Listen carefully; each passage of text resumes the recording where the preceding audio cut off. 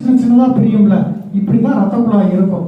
So அந்த பெரிய stem அந்த மரத்துடைய இதெல்லாம் வந்து நம்ம எபிகார்டியல் ஆர்டரி மேஜர் ரத்த குழாயின்னு வச்சுக்கிட்டோம்னா கடைசியா பிரிஞ்சு அந்த இலைக்குள்ள எல்லாம் இருக்க முடியாது மைக்ரோ அது மாதிரி தான் உள்ளதான் மைக்ரோ வெசல்ஸ். மிகச்சிறிய நுண்ணிய 400 மைக்ரானுக்கும் குறைந்த ரத்த குழாய்கள்னு சொல்றது.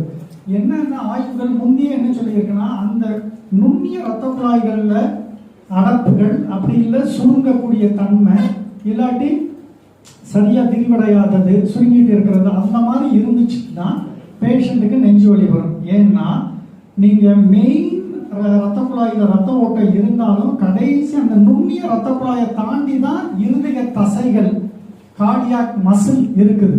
அப்படி பார்க்கும் பொழுது லைட் ஆஃப்